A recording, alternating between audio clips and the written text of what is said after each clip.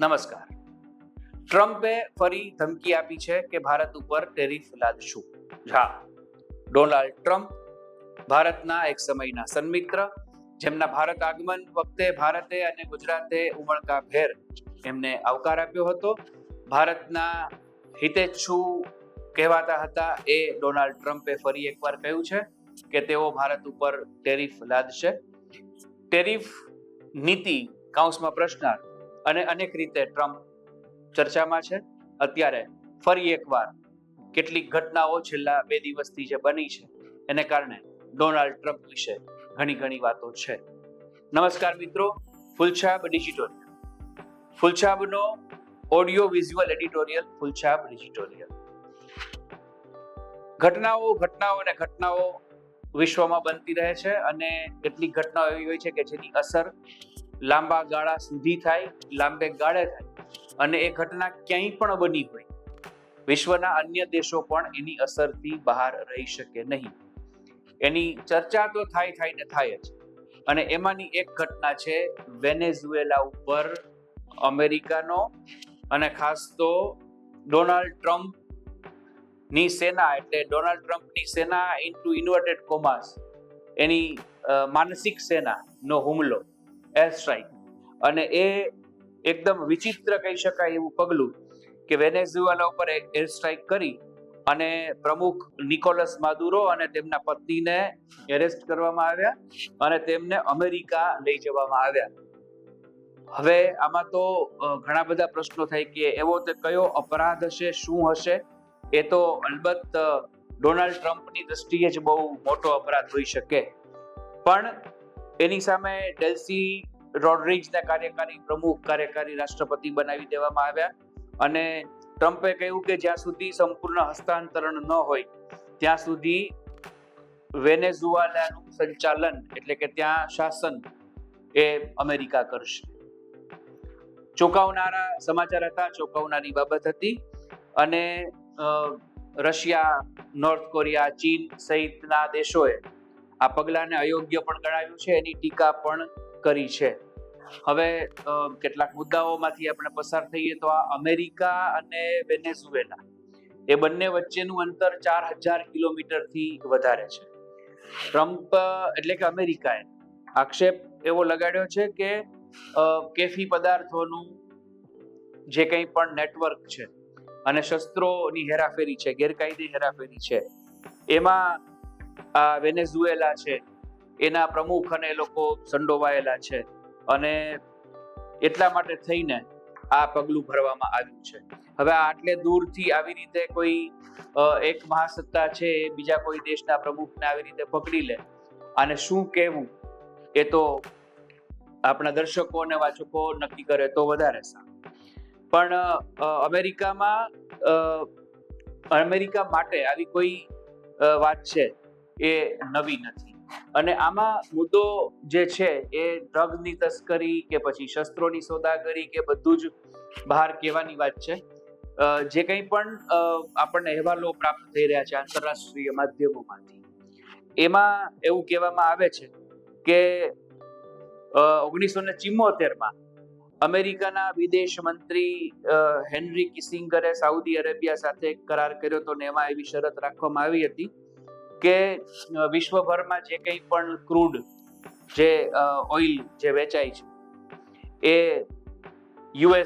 $માં એના સોદા થશે અને એની સામે અમેરિકા સાઉદી અરેબિયાને સંરક્ષણ પૂરું પાડશે. દરેક દેશને ક્રૂડની જરૂર હોય, ઓઇલની જરૂર હોય અને એ ખરીદવા માટે એને ડોલરની જરૂર પડે, એટલે અમેરિકન ડોલર છે એની કિંમત અવિચળ રહે અથવા તો વધે. વેનેઝુએલા પાસે સાઉદી અરેબિયા કરતા પણ વિશ્વનો સૌથી મોટો આ તેલ ભંડાર છે. અલબત્ત ચીનના એ દેવામાં છે, ચીનના દેણામાં છે. ચીનને ઘણા બધા, એટલે કે અબજો કરોડો રૂપિયા વેનેઝુએલાએ ચૂકવવાના છે, એ વાત જુદી છે. પણ આ જે કંઈ પણ ઓઇલનો, ક્રૂડનો એની પાસે જે જથ્થો છે એ વેનેઝુએલાએ પોતાની પાસે જે જથ્થો છે એ યુરો, રૂબલ્સ અથવા અન્ય કોઈ પણ ચલણમાં વેચવાનું શરૂ કર્યું. હવે બહુ સ્વાભાવિક રીતે આને કારણે અમેરિકાને પેટમાં ચૂપ ઉપડે એ આપણે સમજી શકીએ છીએ. યુનાઇટેડ સ્ટેટ્સ માટે એક આર્થિક ખતરો ઊભો થયો અને એને વેપારી પ્રક્રિયામાં એને આંતરીને અથવા તો એને બાજુ પર મૂકીને આખી એક્ટિવિટી થાય એવી ઘટના બની અને એને કારણે થઈને અન્ય દેશો પણ ડોલરનો ઉપયોગ બંધ કરે તો આવી પણ એક દહેશત કદાચ ટ્રમ્પના મનમાં હોઈ શકે. જેમણે પણ પેટ્રો ડોલર ને પડકાર્યો છે, પેટ્રો ડોલરનો ને બદલે એનો વિકલ્પ શોધ્યો છે, એની સાથે અમેરિકાએ આવું કર્યું છે.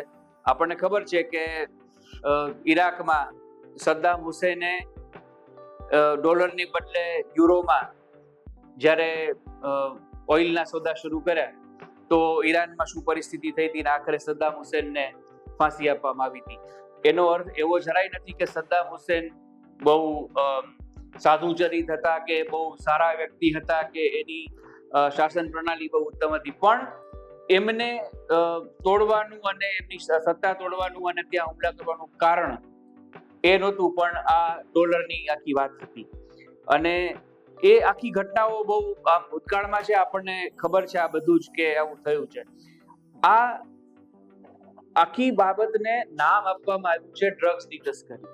હવે જે કંઈ પણ જાણકારો છે એ લોકો એમ કહે છે કે 1% કોકેન વેનેઝુએલાથી અમેરિકા પહોંચે છે, એટલે કે જે કંઈ પણ આ કોકેનનો જે જથ્થો આવતો હશે એમાંથી 1% એવું છે જે વેનેઝુએલાથી પહોંચે છે. એટલે એ અલબત્ત 1% ન આવવું જોઈએ, પણ એ એવડી મોટી વાત નથી કે જેને કારણે થઈને એના પ્રમુખને ઘરેથી ઉઠાવી લેવામાં આવે. અને બીજું કે આતંકવાદી સંગઠન સાથે માદુરોને સંબંધ છે એવું પણ જાહેર કરવામાં આવ્યું છે. આના કોઈ પુરાવા હજી સુધી અમેરિકાએ જાહેર કર્યા હોય એવું બન્યું નથી. આ બધી જ ઘટનાઓને જોતા એવું લાગે કે અમેરિકાને કોઈ સાધન શુદ્ધિમાં રસ હોય, એટલે કે જે ખરેખર આપવામાં આવેલા કારણો છે એને કારણે જ એને વેનેઝુએલાને એના પ્રમુખને પરેશાન કરવાનું શરૂ કર્યું હોય એવું નથી. મૂળ મુદ્દો ડોલરનો છે, આર્થિક અસ્તિત્વનો છે, અને એને કારણે આવું થઈ રહ્યું છે. છેલ્લા ઘણા સમયથી ડોનાલ્ડ ટ્રમ્પ આવી પ્રવૃત્તિઓ કરી રહ્યા છે. ટેરિફનો અમલ એમણે કર્યો શરૂ. ભારતના જે લોકો અથવા તો અન્ય કોઈ પણ દેશના લોકો અમેરિકામાં વસતા હતા એમના નાગરિકત્વ સામે જે પ્રશ્નો ઉભા થયા ને એને કારણે થઈને એમને અમેરિકા છોડી અને રાતોરાત પોતાના વતન જવું પડ્યું. એમાં કેટલાક ગુજરાતીઓ પણ હતા.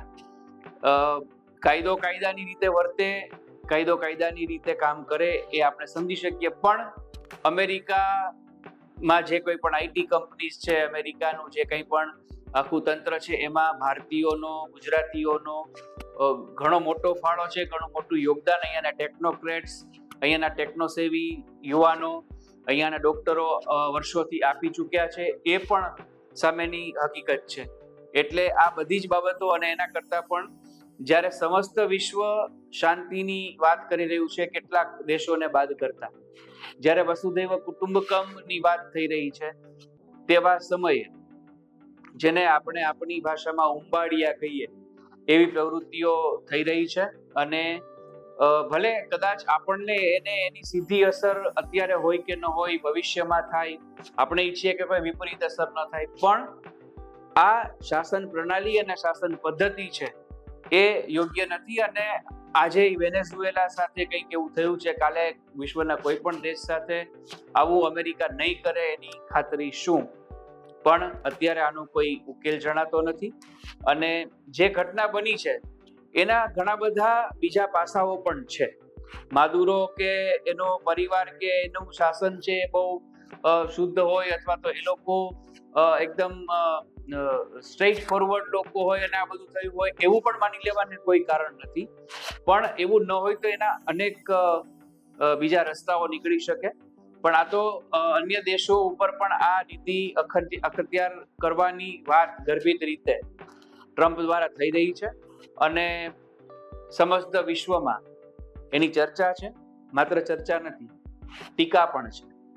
આપણને અત્યારે આપણા જ દેશના એક પ્રખ્યાત ભજનની પંક્તિઓ જ યાદ આવે અને આપણે એ જ બોલવી પડે કે સબકો સન્મતિ દે ભગવાન. ફૂલછાપના ડિજિટોરિયલમાં આજે આટલું. ફૂલછાપનો audio visual editorial Phulchhab digital.